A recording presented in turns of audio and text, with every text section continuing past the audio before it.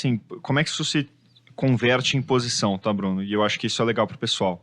A gente sempre fala, pô, beleza, o Eric tem não sei quantos por cento do portfólio dele em cripto, eu também tenho assim, percentualmente elevado. Eu não acho que o cara que tá entrando agora é o cara que deve entrar com, pô, vou entrar com 10%, 15%, assim, porque é um problema você fazer isso, a exemplo do que aconteceu no último ciclo, porque o negócio é muito volátil e a gente tem dificuldade de ter um timing desse mercado. Então, apesar de eu estar super otimista no ano que vem, nada impede que a gente tenha uma queda para os 30 mil dólares do Bitcoin, que está 40 mil dólares, é 25% de queda. Mas assim, nada me garante, me fundamenta que esse negócio vai ficar nesse ponto. Vou dar um exemplo, até nessa questão macro. Vamos supor que a gente tenha muita oferta de título público americano de novo lá fora e você tem uma alta de juros no título longo, no yield longo lá, e você tem uma queda por conta disso em reserva de valor, Bitcoin incluso. Assim, você vai perder 25%. Então, a gente acha que é um investimento de assimetria, existe uma assimetria para cima e, por consequência, você tem que ter uma posição. Colocar todo o seu patrimônio nesse. Só que a gente tem muita competência no negócio. A gente está olhando o dia inteiro pro negócio. Eu acordo olhando isso e vou dormir olhando isso. Então, assim, obviamente a gente vai ter um percentual mais elevado do portfólio. Assim, é factual, mas eu não acho que isso deva se expandir para todo mundo. Tem muita gente que ficou muito machucada de investir em cripto no último ciclo. Assim, mesmo gente que investiu em ETF, que investiu em cripto diretamente, muita gente ficou machucada, que nem aconteceu em 2017. E pela nossa experiência, o que é mais triste é que o cara volta num bull market de novo. Que é parte do que aconteceu, inclusive, com a gente. Mas assim, não é só cripto isso, né? Se você for pensar ações... exato.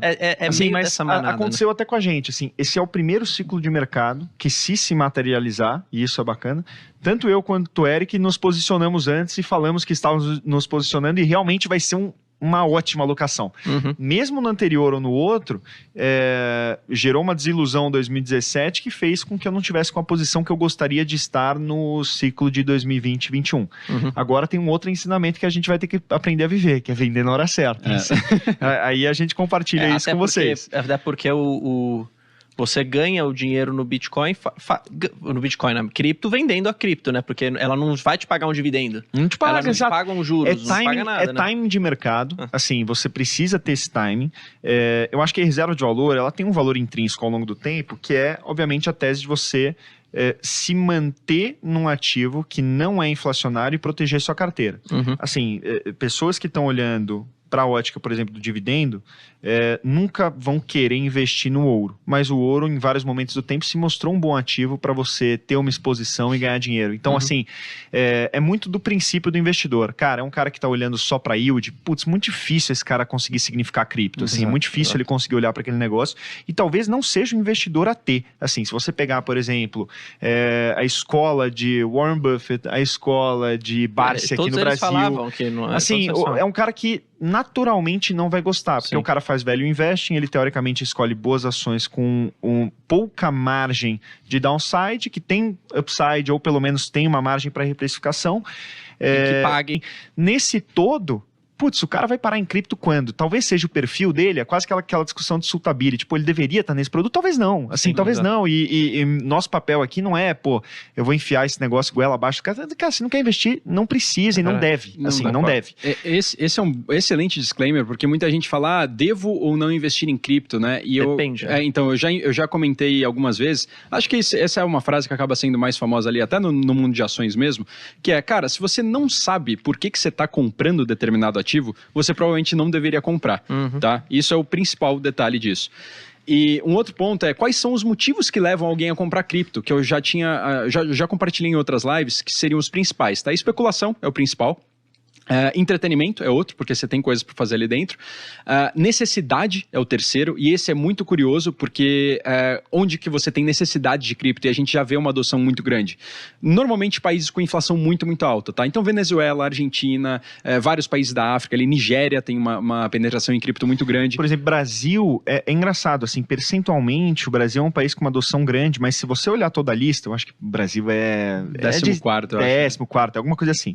Mas assim, todos os países, os primeiros em percentual de população que adota, são países ruins, que fazem pela necessidade. Ruins, eu digo no termo macroeconômico da coisa. Então, assim, se você pega o final da lista, são os países que mais movimentam volume, porque poucos investidores, obviamente, trazem muito volume para o mercado. mas que são países desenvolvidos e que a população em massa não precisa adotar. Então, esse é o primeiro ponto. Agora, um segundo, que eu acho que é um economics legal da gente trazer, que é até interessante com relação a esse seu ponto de taxa. Dividendo. Assim, cripto, hoje em dia, você tem essas redes de primeira camada, elas migraram muito para um modelo de Proof of Staking, que chama. Como é que funciona o Proof of Staking? Você precisa fazer uma validação na rede, alguém precisa fazer uma validação na rede. Então, a blockchain, ela funciona quase como um software, um servidor do Google. Você terceiriza ali para aquele cara algum protocolo, alguma aplicação, e aquilo roda no servidor do Bloomberg, do Google. Então, se você pegar várias empresas, o aplicativo delas não roda no servidor próprio, ele roda num servidor terceiro de uma AWS, do Google, alguma coisa. Uma blockchain faz com que você terceirize esse processamento não para o Google, mas para vários outros computadores ou várias outras pessoas que estão validando aquelas transações. Por isso descentralizado. Por isso descentralizado. E aí, em troca, você ganha uma taxa. Só que isso que é interessante, porque você precisa remunerar esse cara que está validando. Porque senão, não faz sentido conectar meu computador àquela rede. Como é que você remunera? Partes das taxas de transação são direcionadas para o cara que está validando a rede. Hoje em dia, para você poder validar, você faz um depósito da cripto dentro da rede. E aí você ganha um yield ali em cima, e esse yield vem justamente de quem está transacionando. Então, beleza, dito isso, qual que é a tese? Se você tem um aumento da adoção, você vai ter mais pessoas pagando taxa, mais taxa sendo revertida para o cara que está validando, e aí você tem yield. Por isso que tem gente que começou a fazer valuation de rede, tanto do Ethereum quanto de Solana, por fluxo de caixa descontado. Que aí você consegue... Porque ele fala, se eu tenho tanta usabilidade, tanta demanda, se ele está remunerando X%, faz sentido eu comprar aquele ativo para colocar em staking e receber tanto de yield. Por exemplo, Ethereum, quanto paga de yield? Então, uns 4 para 5%. 4 a 5%. Solana paga na faixa pouco mais de dos 6, 7. Então, assim, a grande dificuldade é que você precisa confiar no ecossistema como um todo, porque a tua remuneração não é em dólar. Você pode até pegar e vender a tua remuneração e trocar por reais. Mas, assim, para quem tá... A sua remuneração é na moeda da rede. Na própria moeda. Ou seja, se tudo for por água abaixo, não valeu nada. Porque você tem que entender que a moeda... ela é moeda transacional. Então, enquanto eu pago o AWS em reais, uma rede blockchain, para ter tudo interoperável, você precisa pagar na moeda da rede. Então, de fato, você vai estar pagando ainda aquela moeda que é também um investimento. É como se a ação e o dinheiro se misturassem. É como se você ganhasse bonificações de ações como remuneração. Em vez do dividendo. Eu passo a ser mais relevante no stake total daquilo para esse modelo dos Estados Unidos de remuneração. É recompra. Você tem a empresa recomprando e você fica mais relevante ali dentro ou naquele cap table. Ou a própria bonificação mesmo. Exato, ou a própria bonificação. Então, assim, eu acho que a bonificação é um paralelo legal e as pessoas confundem um pouco, não paga yield. Depende, você precisa saber olhar na ótica certa e entender o economics. E aí, se você me perguntar, Bruno, esse negócio tá caro ou barato se você fizer a conta na ponta? O quanto de taxa gera pro quanto de pessoa... Assim, hoje em dia, se você olhar pela maioria das métricas de adoção, está caro. É um mercado em crescimento e você vai estar olhando muito mais num comparável de venture capital, de adoção de tecnologia do que num comparável de valor. Por isso que eu acho que nem nesse caso, para o cara de valor, para um Warren Buffett, para um Barsi, o cara não vai olhar. Ele vai olhar daqui a 20 anos quando for maduro e tiver assimetria.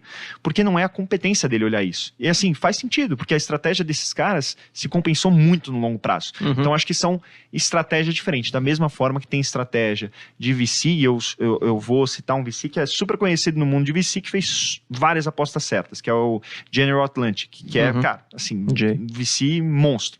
O cara fez dinheiro ao longo dos anos fazendo investimento em empresas incipientes, em negócios incipientes que estavam crescendo.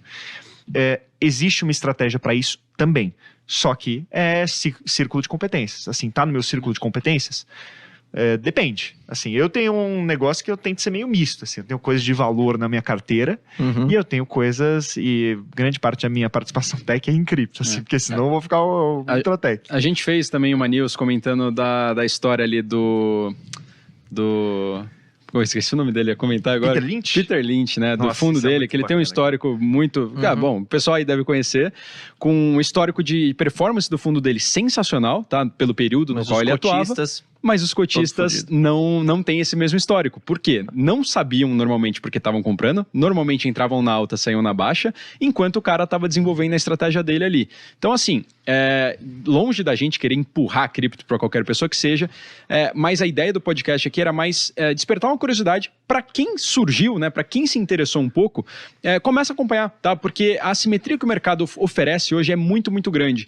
E aí eu gosto de fazer até um disclaimer próprio, tá? Eu tenho uma alocação bizarra percentualmente falando em cripto, passou dos 60% a 70% já faz tempo, mas é porque eu vivo disso, tá? Para qualquer pessoa que eu não sei com quem eu tô falando, né? Então falando para um público geral, de maneira alguma, assim, pro cara o cara que quer mais comprar risco da vida dele, não recomendaria mais do que 5% do seu portfólio, porque o potencial de assimetria que cripto tem, desses 5%, se você fizer as escolhas certas para virar 50%, cara, existe, tá? Não vou falar que é fácil, mas existe esse potencial.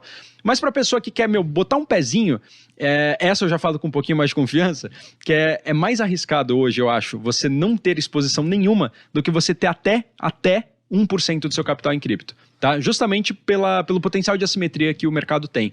Então, se gerou alguma curiosidade, quer entender um pouquinho mais, a gente está criando conteúdo aqui há 2 anos sem parar, tá? Só buscar aí pelos nominhos.